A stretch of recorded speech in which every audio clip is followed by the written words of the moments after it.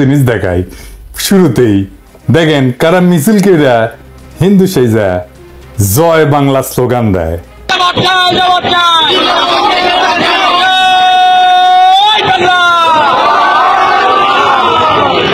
দেখেছেন স্লোগান দিয়ে আবার বুঝে ভুল হয়ে গেছে তাই নিচে মুখ লুকায়। যাই হোক রেকর্ড হিসেবে রাখলাম। আচ্ছা এইবার দেখেন আলেম মৌলানারা কি বলতেছেন। হেফাজত নেতা আল্লামা জুনাইদ আল হাবিব সাহেব সবাইকে শান্ত থাকার জন্য নসিহত করতেছেন, সেটাও শোনেন। আমরা কোন উস্কানিতে সামনের দিকে অগ্রসর হব না, আমরা কোন উস্কানিতে পা দেব না, আমরা কোন ফাঁকা ফাঁদেও পা দেব না। আমাদের দেশ বাংলাদেশ, এই দেশকে সাম্প্রদায়িক সম্প্রীতি মুক্ত দেশ। যারা দুনিয়াব্যাপী প্রচার চালায় বাংলাদেশের মুসলমানেরা উগ্র, সাম্প্রদায়িক, দাঙ্গাবাজ, দেখেছেন সেই মুসলমান সম্প্রদায়ের ধর্মীয় নেতারা কেমন কইরা শান্ত থাকার আহ্বান জানাইতেছে। তবে আমার আজকের বিষয়টা ইসকন না, এই প্রসঙ্গে বলে রাখলাম আর কি, চোখের সামনে আসলো তাই। আজকের বিষয় হইতেছে আমাদের মির্জা ফখরুল সাহেব। উনি তো কামান দাগিচ্ছেন, আসেন আমরা উনার কথা আগে শুনি। আমি কয়েকটা দিনে আমরা খুব উদ্বিগ্ন, আপনি চিন্তা করতে পারেন ধর্মকে কেন্দ্র করে কি উন্মাদনা শুরু হয়েছে বাংলাদেশে। আপনি চিন্তা করতে পারেন যে মুক্ত স্বাধীন মিডিয়ার জন্য, প্রেসের জন্য, সংবাদপত্রের জন্য আমরা এতদিন লড়াই করলাম, তারা অফিস পুড়িয়ে দিচ্ছে।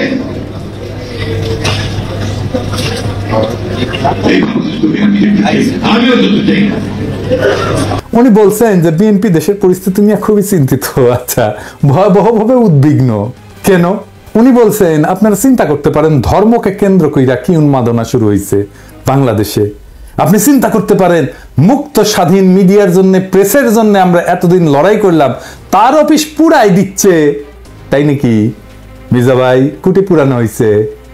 এই বাংলাদেশ তো দেখতে চাইনি, আমি অন্তত দেখতে চাই না। তাই নাকি মির্জা ভাই? পত্রিকা বেশ কই পুরানো হয়েছে। এই যে ধর্ম নিয়ে উন্মাদনা শুরু হয়েছে কে করছে কন না কেন? ইসকনের কথা বলেন না কেন? ইসকন যে একজনের কুপায় মারছে তার কথা বলেন না কেন? ভাসুরের নাম মুখে নিতে লজ্জা লাগে। ওই যে চট্টগ্রামের আইনজীবীরে কুপায় মারলো, কোনো বিবৃতি দিচ্ছেন? দেন নাই। প্রথম আলো ডেইলি স্টার নিয়ে একেবারে দিওয়ানা হয়ে গেছেন। আপনি প্রধান রাজনৈতিক দলের নেতা, আপনি গেছেন চট্টগ্রামে আমাদের নিহত ভাইয়ের জানাজায় গেছেন? যান নাই। তো পত্রিকা অফিস পুরানোর কথা দেখে আমি ভাবলাম যে আমি নিজে ভুল দেখছি কিনা, তাই একটা পোস্ট দিলাম ফেসবুকে, যেটা প্রায় 12,000 লাইক পড়েছে। কেউ কইল না পত্রিকা অফিসে গত এক সপ্তাহ পুরানো হয়েছে। আপনাকে মির্জা ভাই আবেগ কাজ করেছে, প্রথম আলো যখন আসছে বিবেক কাজ করে নাই। আমাদের দানব হিসাবে উপস্থাপন করবেন, আপনার বন্ধু মতি আলু কয়া দিছে নাকি? নাকি আপনার দলের কেউ কইছে? নাকি আপনি নিজে দেখছেন? দেশের সবচেয়ে বড় দলের শীর্ষ নেতা আপনি, মুরব্বী মানুষ, আপনার মুখের কথাই রেফারেন্স। আপনি সতর্ক হইয়া কথা না বললে তো মুশকিল মির্জা ভাই। উনি এখানে থামেন নাই, আরো বলছেন দুর্ভাগ্য আমাদের কিছু সংখ্যক মানুষ, তারা নিজেদের অত্যন্ত জনপ্রিয়, সবচেয়ে দেশপ্রেমিক বলে মনে করেন। খোটাটা মনে রেখেন কি দিয়ে খোটা মারতেছে। আর গোটা জাতিকে আজকে তারা বিভাজনের দিকে উস্কে দিয়ে একটা অন্ধকারের দিকে ঠেলে দিচ্ছেন। সেজন্য ওনার আলো দরকার, প্রথম আলো, বুঝাও। আপনারা ঠান্ডা মাথায় চিন্তা করবেন যে যারা দেশকে বিভাজনের দিকে ঠেলছে, অনৈক্যের দিকে ঠেলছে, তারা আমাদের আসল শত্রু না মিত্র? আসলেই তো আমাদের দেখতে হবে বিভাজনের দিকে কে ঠেলিচ্ছে, এটা আমরা দেখবো। আইসেন, হ্যাঁ মির্জা ভাই খারান একটু আইসেনি। আপনি বিভাজনের কথা কইছেন, আমি ইউজুয়ালি এইসব জায়গায় এসে একটা ডার্টি জোকস টোকস বলি, আপনার ক্ষেত্রে সেটা বলবো না, এইটা ঝামেলায় হয়ে গেল। যাই হোক, বিভাজন কে করিছে? আপনি কি বলেছেন জামাতকে নিয়ে? দেখেন জামাতের পক্ষ থেকে আসা বক্তব্যের বিপরীতে তিনি বলছেন যারা ভোটে জিততে পারবে না, সরকার চালাইতে পারবে না, তারা এসব কথা বলে। একসময় জোর সিংকে কি তাচ্ছিল্য। আপনারা সেনা প্রধানের ডাক পাইয়া যে ড্যাং ড্যাং করতে করতে ক্যান্টনমেন্টে গেলেন, তারপর একটা তত্ত্বাবধায়ক সরকার বানালেন, ধ্বজভঙ্গ উপদেষ্টা দিয়ে খুঁজে খুঁজে বের করে আসছেন। দিনে 6 বার অ্যাডাল্ট ডায়াপার বদলাইতে হয়। আমাদের জিজ্ঞেসিলেন যে কি মত আপনাদের? হ্যাঁ ঐক্যের কথা কইছেন এখন, না বাপরে, দেশের মালিক সেজে গেছেন না?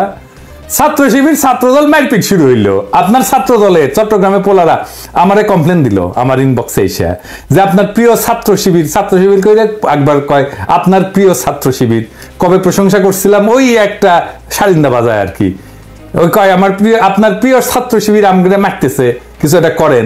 তা আমি কইলাম দুই সংগঠনকে নিয়ে বসবো, এভাবে মারপিট করলে কেমন করে হবে, ফ্যাসি বিরোধী দলগুলা। ছাত্র শিবির ছাত্র দল দুই দলে কিন্তু রাজি হইল, টাইম ঠিক হইলো।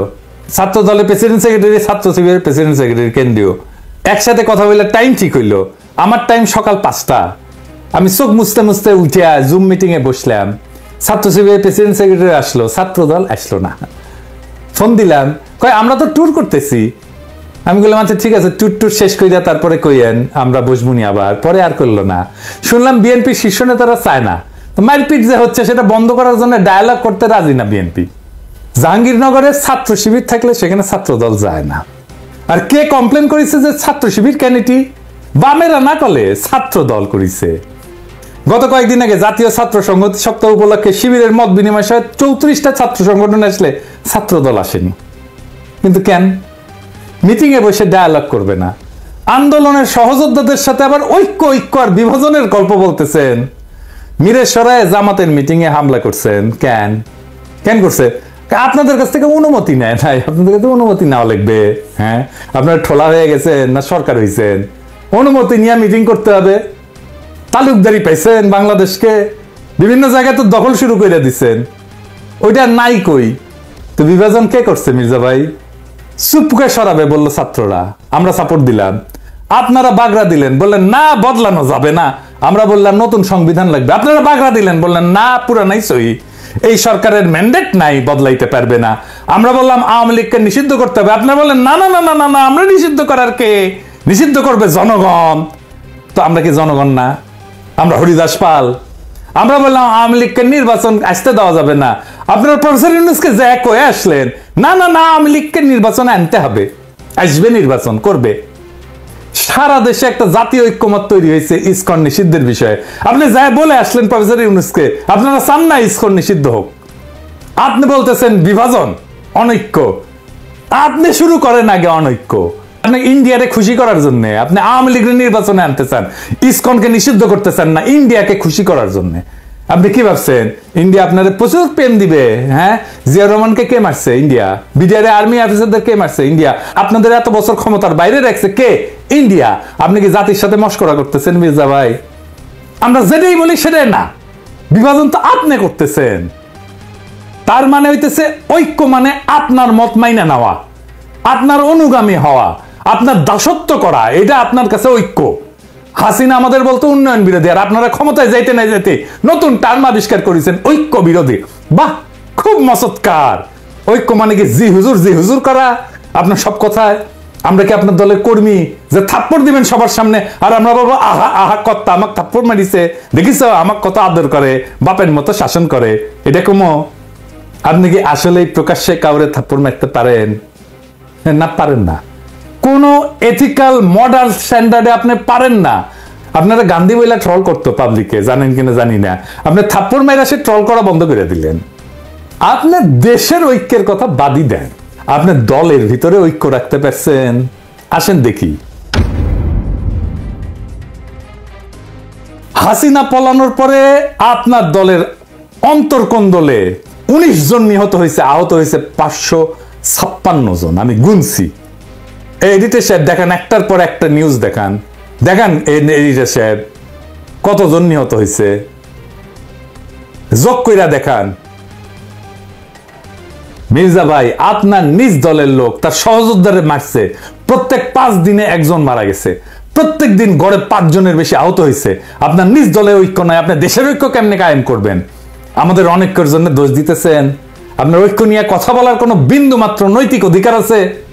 আপনি আওয়ামী লীগকে নির্বাচন করাবেন, সুপ্পুকে রাখবেন, হাসিনার সংবিধান রাখবেন, ইসকনকে রাখবেন, ডেইলি স্টার, প্রথম আলোর মতো ভারতের 1 নম্বর অ্যাসেট বাঁচাইবেন, তার পক্ষ হয়ে আমাদের উপরে ঝাঁপায় পড়বেন, তারপর আবার বলবেন ঐক্য চাই না। তার মানে আমাদের কোনো রাজনীতি থাকবে না, আমাদের আপনার রাজনীতি করতে হবে। শেখ মুজিব যেমন পাহাড়ে যায় বলছিল তোরা সবাই বাঙালি হয়ে যা, আমাদের কি সবাই বিএনপি বানাবেন আপনি? আমরা তো বিএনপি করবো না। রাজশাহীর যখন পলিটিক্স করতাম, ছাত্র রাজনীতি করতাম, তখন ছাত্র দলের এক নেতা হয়ে কইছিল যে আমরা বিএনপি করি, গল্লিক খাই, গল্লিক হ্যাঁ, তা আমরা তো গল্লিক খাবো না। আর গল্লিক না খাইলে আপনি কইবেন ঐক্য নষ্ট করতেছি। হাসিনার চাইতে কোন ক্ষেত্রে ভালো আপনি? আমাদের দেশপ্রেম নিয়ে খোটা দেন মির্জা ভাই। হ্যাঁ, পিনাকি ভট্টাচার্যের কোনো দেশ নাই, সে রাষ্ট্রহীন রিফিউজি। সারা দুনিয়া আমার দেশ, আমার আলগা কোনো দেশপ্রেম নাই। আমার মাতৃভূমি, মানুষের প্রতি কর্তব্য আছে, সেই কর্তব্য পালন করি। আপনারা মন্ত্রী হবেন, সরকার বানাবেন, আমরা যেই জায়গায় ছিলাম সেখানেই থাকবো। আর আমরা যদি আপনাদের মতো ক্ষমতার কাঙ্গাল হইতাম, তাইলে আপনাদের লাঠি ঝাঁটা খায়া হইলেও আপনাদের সাথে এখনো ঘষ্টাঘষ্টি করতাম। আপনারা ক্ষমতার অলিন্দে উঠতে যাইতেছেন, এমন মাহেন্দ্রক্ষণে আপনাদের সাথে সম্পর্ক নষ্ট করতাম না। এই বান্দা মানুষের পক্ষে থাকবে, এই বান্দা ক্ষমতার। আপনারা আপনাদের ঐতিহ্য ধরে রাখছেন। 1975-এর 15 আগস্টের নায়কদের ওন করেন নাই, তাদেরকে ফাঁসিতে যাইতে দিচ্ছেন, ছায়া ছায়া দেখছেন। দীর্ঘদিনের জোট সঙ্গী ইসলামী দল জামাতের হাত ছেড়ে দিচ্ছেন। 2013-র 5ই মে আপনাদের কথা ছিল না আপনারা মাঠে নামবেন, আলেমরা আপনাদের ভরসায় আইসা বেঘরে মারা গেল। কোনোদিন সরি বলছেন? আমাদের পিঠে ছুরি মারবেন, এটা নতুন কি? হ্যাঁ, আমরা কেউই নিজেদের জনপ্রিয় বলে মনে করি না। আমরা জনতার কণ্ঠস্বর, যে কণ্ঠস্বর আপনারা শুনতে চান না, সেই কণ্ঠস্বর জনতার নেতা বানায়। জনপ্রিয়তা জনতার কাছ থেকে আসে, যারা তার কাছাকাছি তারাই জনপ্রিয় হয়, তাদেরকেই পছন্দ করে, তাদেরকেই ভালোবাসে। আপনাদের তো আমাদের দরকার নাই। আমরা তো ক্যানন ফোডার, জানেন তো, খরচাযোগ্য মানে জানেন ক্যানন ফোডার এই শব্দটার মানে? এটা একটা সামরিক পরিভাষা। এটা খুব অল্প ট্রেনিং পাওয়া সৈন্যদের ক্ষেত্রে বোঝানোর জন্য ব্যবহার করা হয়, যারা যুদ্ধে শত্রুর কামানের গোলার আঘাতে প্রথম সারিতে মারা যাওয়ার জন্য তাদেরকে পাঠানো হয়, মানে কামানের খাদ্য আর কি। এইটা সাধারণত সেই সৈন্যদের জন্য বলা হয় যারা সংখ্যায় বেশি, কম প্রশিক্ষিত বা কম গুরুত্বপূর্ণ। তাদেরকে কৌশলগতভাবে শত্রু আক্রমণ ঠেকানোর জন্য মূল বাহিনীকে সুরক্ষিত রাখতে ব্যবহার করা হয়। মূল বাহিনীর সামনে ক্যানন ফোডাররা থাকে, এবং আধুনিক সময়ে ক্যানন ফোডার শব্দটা রূপক অর্থে ব্যবহার করা হয়, যেখানে এমন লোকদেরকে বোঝায় যাদের সহজে খরচাযোগ্য মনে করা হয়। কোনো উচ্চতর লক্ষ্য অর্জনের জন্য তাদেরকে ব্যবহার করা হয়। তাদের জীবন বা মূল্যকে যথেষ্ট গুরুত্ব দেওয়া হয় না। যেমন আপনাদের আন্দোলন সংগ্রামে রক্ত দেওয়ার সময় মাদ্রাসার ছাত্রদের লাগে, গরিব মানুষদের লাগে, গরিব মানুষের পোলাদের লাগে। তারপরে যে ক্ষমতায় বসেন আপনারা এলিটেরা, ওরা ক্যানন ফোডার, আপনার ক্ষমতায় যাওয়ার সিঁড়ি। আপনাদের প্রথম আলো আছে, ডেইলি স্টার আছে, মোদির ভারত আছে, বাইডেনের আমেরিকা আছে। আমরা কোন হরিদাস পাল? আমরা সেই প্রথম সারির সৈনিক। আমরা নির্বাসনে থাকবো, আমরা মইরা গিয়া আপনার ক্ষমতায় যাওয়ার সিঁড়ি তৈরি করে দিব, রাত নাই দিন নাই অ্যাক্টিভিজম করব, তারপরে আমাদেরকে পিঠে ছুরি মেরা আপনারা তার উপর দিয়ে যে সিংহাসনে বসবেন। আপনাদের লজ্জা হইল না নওয়াবের আমন্ত্রণে যে লড়াইয়ের সাথীদের বিরুদ্ধে কথা বলতে? নওয়াব মানে সংবাদপত্র মালিকদের সংগঠন, এর প্রেসিডেন্টকে জানেন? সেই দুর্বৃত্ত ব্যবসায়ী আজাদ। এডিটর সাহেব দেখান তার ভিডিও। প্রথমত আমি তোমাকে চাই, শেষ পর্যন্ত তোমাকে চাই, আবার দেখান। মাননীয় প্রধানমন্ত্রী, আমরা উন্নয়নশীল দেশ থেকে মধ্যম আয়ের দেশে উন্নীত হতে যাচ্ছি। অনেক অসম্ভব আপনি সম্ভব করেছেন। ব্যবসায়ীরা নিরাপদে ব্যবসা করতে পারছেন। আপনি রাজনীতিক স্থিতিশীলতা এনেছেন। স্থিতিশীলতাই সমৃদ্ধি ও শান্তি আনে। এই জন্যই বলি শেখ হাসিনার সরকার বারবার দরকার। তাই শিল্পী কবির সুমনের জনপ্রিয় গানের ভাষায় বলতে চাই, প্রথমত আমি তোমাকে চাই, শেষ পর্যন্ত আমি তোমাকে চাই, ভীষণ অসম্ভবও তোমাকে চাই। জয় বাংলা, জয় বঙ্গবন্ধু। এর আমন্ত্রণে যে এক কথা বলে রাজনৈতিক দলের লোকেরা। নওয়াবের মিটিং এ তো আপনাদের যা প্রশ্ন করা উচিত ছিল যে ফ্যাসিবাদের সময় অধিকাংশ গণমাধ্যম মালিক খুনি হাসিনা সরকারের পক্ষ নিছে, এই বিষয়ে নওয়াবের বক্তব্য কি? আপনাদের তো প্রশ্ন করা উচিত ছিল হাসিনার দুঃশাসনে বন্ধ করে দেওয়া পত্র পত্রিকা টেলিভিশন চ্যানেলগুলোর ক্ষেত্রে তখন নওয়াবের ভূমিকা কি ছিল? আমার দেশ বন্ধ হয় নাই? সংগ্রামের সম্পাদককে তার অফিস থেকে টাইনে নিয়ে আসে মাইরা পুলিশে দিয়ে দেওয়া হয় নাই? কেন তারা এই নিয়ে প্রতিবাদ করে নাই? সেই নীরবতা ফ্যাসিস্ট সরকারকে সমর্থন জানানো না? দিগন্ত টেলিভিশন বন্ধ হয় নাই? বেশিরভাগ গণমাধ্যম মালিক সাংবাদিকতার পেশার সাথে সরাসরি জড়িত না, কিন্তু মালিক বইনে বসছে। তারা বছরের পর বছর লোকসানের অজুহাত দেখায় সাংবাদিক এবং সংবাদকর্মীদের ন্যায্য মজুরি এবং প্রাপ্য সুবিধা থেকে বঞ্চিত করে। তাহলে কোন স্বার্থে তারা কোটি কোটি টাকা লোকসানের পরও গণমাধ্যমে বিনিয়োগ করতেই থাকেন? দেশের মানুষ এই রহস্যের উত্তর জানতে চায়। প্রথম আলো, ডেইলি স্টার স্বাধীন সাংবাদিকতা করে? আসেন আমরা ঠিক এই নোয়াবের এই প্রোগ্রামের নিউজটা দেখি, সেটাই পর্যালোচনা করি। এইখানে প্রথম আলো নিউজ করছে, এখানে যারা আমাদের গালাইছে তাদের কোট করছে। দেখেন এই যে দেখেন কে গালাইছে, নামগুলো দেখান। মনে হচ্ছে সবাই আমাদের গালাইছে যারা গেছিল, তাই না? আচ্ছা দেখেন এবি পার্টির মুজিবুর রহমান মঞ্জু কি বলছিল এই প্রোগ্রামে, পুরোটাই শুনেন। আমি খোলামেলা ভাবে বলছি, প্রথম আলোর বিরুদ্ধে অভিযোগ কি, ডেইলি স্টারের বিরুদ্ধে অভিযোগ কি? যারা অভিযোগ দিয়েছেন দুই পক্ষকে নিয়ে কি বসা যায় না? কেউ কি বসার উদ্যোগ নিয়েছেন? বসেন, কথা বলেন। যদি সত্যিকার অর্থে আমাদের কোনো ব্যাড রিপোর্টিং এর কারণে কেউ যদি ক্ষতিগ্রস্ত হয়, আমরা কেন তাকে সরি বলবো না? কেন সেটা সমাধান করব না? আমরা যে জিনিসটা টেবিলে সমাধান করা যায় সেই জিনিসটাকে আমরা মতাদর্শিক দ্বন্দ্ব, ব্যবসায়িক দ্বন্দ্বে রূপান্তরিত করি। মুজিবুর রহমান মঞ্জুর এই কথা আছে এখানে, লিখছে এই কথা, লিখে নাই। এটাই হইতেছে ন্যারেটিভ তৈরি। মুজিবুর রহমান মঞ্জুর কথা সাপ্রেস করছে, ঢাইকা দিছে, তার কণ্ঠস্বরকে ঢাইকা দিছে। নাগরিক কমিটির নাসির গেছিল, সকল ইসলামী দল গেছিল, তারা ভালো বক্তব্য দিছে, আমরা শুনছি কে কি বলছে, তাদের ধন্যবাদ জানাই। কিন্তু প্রথম আলোর মতির দ্বন্দ্ব যারা মালিশ করছে তাদের আমরা ক্ষমা করব না। মির্জা ভাই ওবায়দুল কাসের বলছিল না যে পালাবো না, দরকার হইলে মির্জা ফখরুল সাহেবের বাসায় যে উঠবো, ঠাকুর গায়ে একটা বাসা আছে না? এডিন সাহেব শোনান এটা। পালাবো না, কোথায় পালাবো? পালাবো না, প্রয়োজনে ফখরুল সাহেবের বাসায় গিয়ে উঠবো। কি জায়গা দেবেন? না হলে ঠাকুর গায়ের বাড়ি আছে, ওই বাড়িতে গিয়ে উঠবো। আমার ধারণা ওই কাউয়া কাদের কাউয়া সাউন্ড দেন, মনে হয়েছে কাউয়ার সাউন্ড দেন। হ্যাঁ আরো জোরে দেন। হয়েছে আমার ধারণা ওই কাউয়া মরিছে, মইরা ভূত হইয়া মির্জা ফখরুলের কাদের চাপিছে, ওর বাসাত না, ওর কাদের চাপিছে। মির্জা ফখরুল আর এক কাউয়া হচ্ছে। ফাইনালি বিএনপি বলি, আপনারা তো ক্ষমতা নেবেন, তাই না? ক্ষমতা যাবেন সে আশাত আছেন। আমরা বিজনেসে একটা অ্যানালাইসিস করি, ভুকা বলে, ভুকা, BUCA মানে জানেন না? আচ্ছা, ভুকা হইতেছে এটা একটা মডেল আর কি। সেটা হইতেছে যে কোনো প্রতিষ্ঠান বা যে কোনো কার্যক্রম পরিচালনার ক্ষেত্রটা অস্থিতিশীল এবং সবসময় জটিল পরিবেশের মধ্যে থাকে। ভুকা শব্দটা একটা বিশেষ বৈশিষ্ট্যের প্রতিনিধিত্ব করে আর কি। ভিতে হচ্ছে ভোলাটিলিটি, অস্থিতিশীলতা। ইউতে হইতেছে আনসার্টেনিটি, মানে অনিশ্চয়তা, ভবিষ্যতের ঘটনা বা ফলাফল সম্পর্কে অস্পষ্টতা। সিতে হচ্ছে কমপ্লেক্সিটি, মানে জটিলতা, আমরা তো জানি। আর এতে হচ্ছে অ্যাম্বিগুইটি। এটা অ্যাম্বিগুইটির বাংলাটা হইতেছে এটা এমন একটা পরিস্থিতি যেখানে যে তথ্য আমরা পাইছি এটা অসম্পূর্ণ এবং বিভ্রান্তিকর, ফলে সঠিক সিদ্ধান্ত নেওয়া কঠিন হয়। তো যে কোনো বিজনেসে ভুকা অ্যানালাইসিসটা করতে হয়, তাছাড়া পরিবর্তনশীল পরিবেশে টিকে থাকা যায় না, দ্রুত এবং কার্যকর সিদ্ধান্ত গ্রহণ করা যায় না। এটা ছাড়া নেতৃত্বের যে দক্ষতা এটা উন্নত করা যায় না। এই ভুকা অ্যানালাইসিসটা ঝুঁকি পরিচালনা এবং সুযোগ সৃষ্টিতে সাহায্য করে। রাজনৈতিক পরিস্থিতি অস্থিতিশীল, আনসার্টেন, কমপ্লেক্স আর অ্যাম্বিগুয়াস। দুনিয়ার কখন কোথায় কি ঘটে যাবে আর আপনার ক্ষমতায় যাওয়ার স্বপ্ন দূরে সরে যাবে।